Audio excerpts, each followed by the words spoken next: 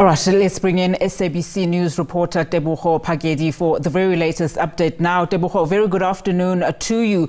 I want to just, speak about what the police are saying now. And it is, of course, a concern that access to the shaft is still proving to be a problem. Speak to us about what you see there at the moment. Is it accessible to other people coming into that shaft? Because we do understand, of course, that there is nobody alive or underground, in fact, as the police have been saying.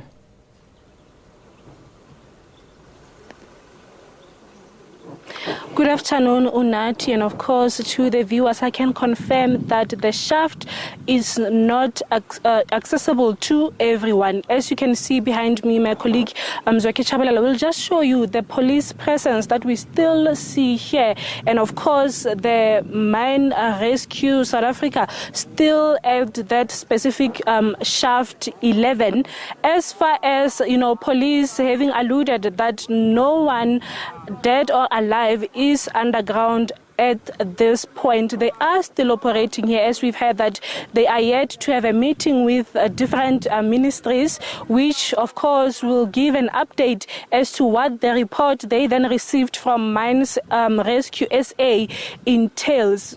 This really operation has been led by different departments. We saw the Department of Community Safety, and now coming to the party, if one can say, the Department of Health, given the number of the deceased that were also retrieved from underground. You would know 78 since Monday, and of course with 216 of the illegal miners. We were told this morning by police that 9 of them are hospitalized but still under police watch. Given that the Department of Health now is inundated with a task of taking different corpses to different mortuaries across the province, I just want to bring in Tsofatso Mutibed, who is the spokesperson of the Department of Health. We had allegations yesterday that the department at this point, it's having some challenges as far as taking different corpses to different mortuaries, with space being the issue. Is that the case? We also saw, vehicles, forensic vehicles from the Gauteng province yesterday. Well, as the Department of Health, we want to refute all these allegations. We find them to be really unfortunate, particularly when we deal with situations as sensitive as this one. We have made a plan of action, of readiness, in fact, to deal with this matter decisively. We have never had a problem of space in our facilities. In fact, if you look at the number of those that have been identified and handed over to the Department of Health, we've identified the Klerksdorp Sepong Hospital. And in a worst-case scenario, we are going to use, or we are planning actually to use, the Phokeng forensic pathology, which you and I know that it is still under renovation, but the fridges are working. So we must be careful against the misinformation and disinformation peddled by some lobby groups who may be pursuing some other interest. As the Department of Health, we've never had any problem in as far as the space is concerned, and we are confident, even if we were to have the same situation tomorrow, we'll still be able to cope in as far as the issue of space in our facilities. Have you solicited any help from the Gauteng Health Department? We haven't. What we have done, in fact, was to ensure that, because when you look at the transportation mode of our forensic pathology vans, at a go, each van can take 4. But because of the numbers that were trickling in, about 87 of them, actually the number now stands at 78. If you include the numbers from last year, August, this is 87. That tells you that we're faced with a mammoth task. What we have done to save the situation was to get the vans, the bigger vans, or the trucks that you've seen here from Gauteng Department, which can carry at least 15 at the go. This was necessitated by the fact that some of these bodies are really not in a good state. So we did not want to have them here for a longer period. The sooner the better. That is why we saw it fit that we have vans.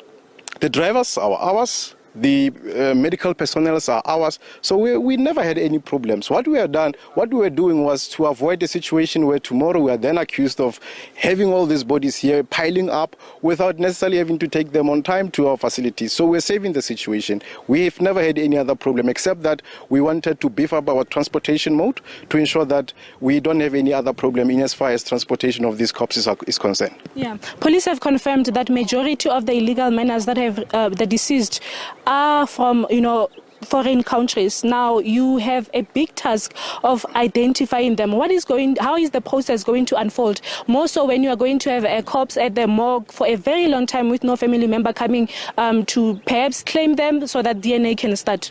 You are right. It's a big task, but not an insurmountable one.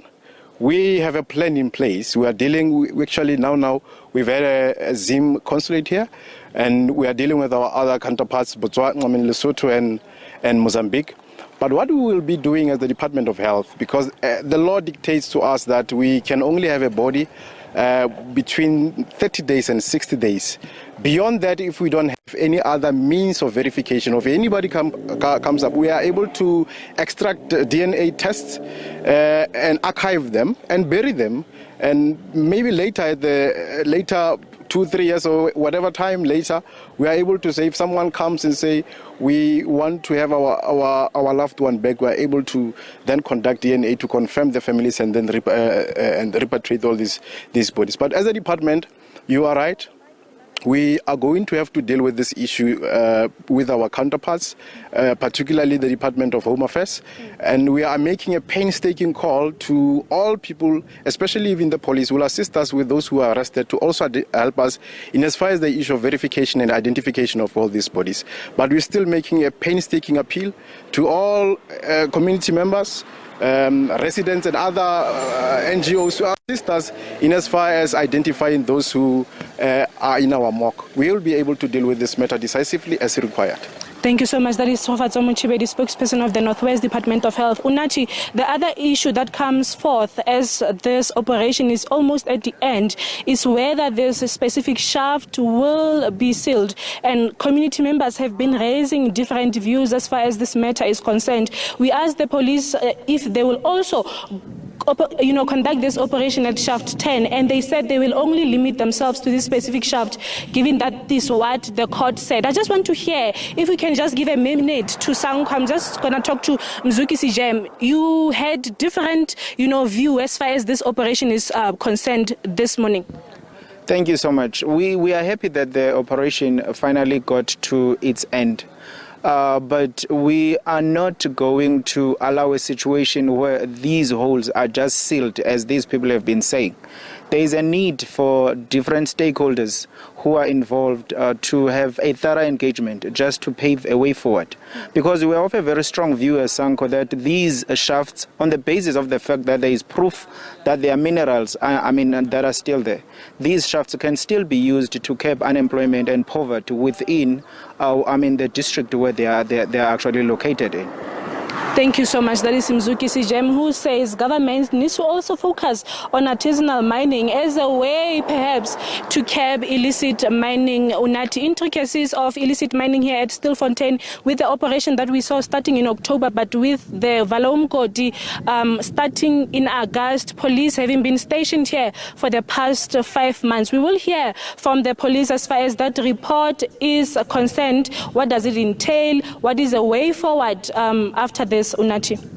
Tebogo, thank you so much for that update. I really do appreciate it. Tebogo Phakedi coming to us live there, of course, giving us the very latest in as far as this issue is concerned. Of course, a troubling couple of months for everyone, including the people around that community in Stilfontein, as well, of course, as law enforcement authorities who have been doing this operation. And, of course, as you've heard there from some of the unions, just having problems with how the government took too long to start that particular operation. But so far, that's the information that we do have. Of course, 246 illegal miners have been retrieved alive at Shaft 11, essentially, and 78 bodies have been brought to surface so far.